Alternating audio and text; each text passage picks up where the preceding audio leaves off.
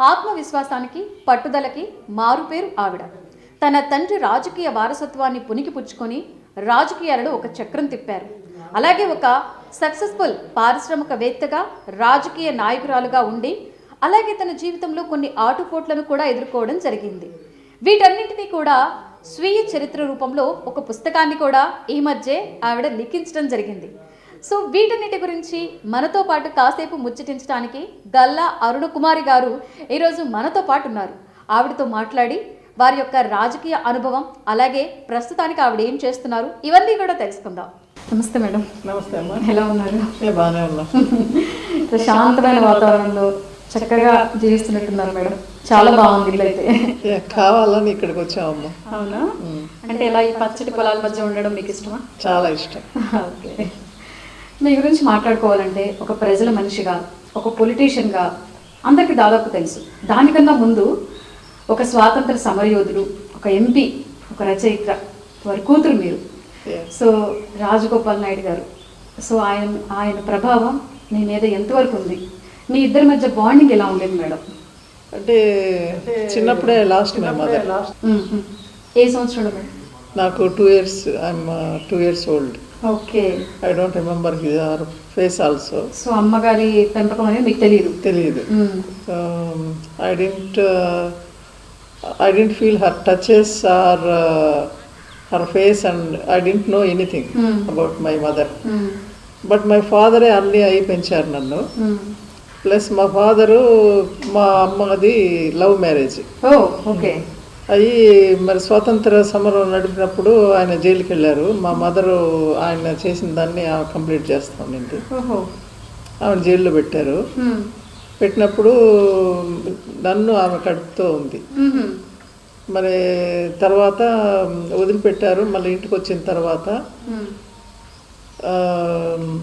అంటే కడుపులో నొప్పులు ఎక్కువయ్యి ఆమెను ఇంటికి పంపించారు, హాస్పిటల్ దీనికోసం. అది అయిన తర్వాత మళ్ళీ తీసుకెళ్ళిపోయారు, మళ్ళీ జైలుకి తీసుకెళ్ళారు. దాంతో ఆమెకి ఏదో ఇన్ఫెక్షన్ వచ్చినట్టుంది. ఆ ఇన్ఫెక్షన్తోనే మరి స్వాతంత్రం వచ్చిన తర్వాత 1947 August 1 నేను పుట్టాను. 15వ తారీఖు ఇండిపెండెన్స్ వచ్చింది. ఆ ఇండిపెండెన్స్ వచ్చినప్పుడు అమ్మను వదిలిపెట్టారు. కానీ అప్పటికే ఆమెకి పచ్చి బాలింత కాబట్టి ఇన్ఫెక్షన్స్ అవన్నీ అయ్యి దాంతోనే సిక్కై ఆమె చనిపోయినారు. మళ్ళా మధ్యలో ప్రెగ్నెంట్ అయ్యి ఒక చిన్న బేబీ, ప్రీమెచ్యూర్ బేబీ 7 months, దాంతో ఆమె చనిపోయినారు.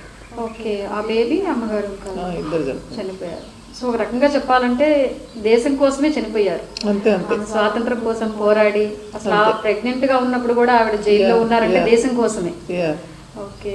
అప్పుడు ఇంక నాన్నగారే మొత్తం మిమ్మల్ని పెంచడం జరిగింది. సో అంటే మీకు నాన్నగారు అంటే మా నాయనమ్మ నాకు 3 మేనత్తలు ఉండేవాళ్ళు. వాళ్ళు అందరూ కలిసి పెంచారు. మా నాన్నగారేమో అమ్మ దిగులతో మరి దేశం వైపు వెళ్ళిపోయారు, జనాల వైపు వెళ్ళిపోయారు. సో వాళ్ళిద్దరు కలవడం కూడా వాళ్ళిద్దరు ఆలోచన విధానాలు ఒకలాగా ఉండబట్టే వాళ్ళు ప్రేమించి పెళ్లి చేసుకున్నారేమో.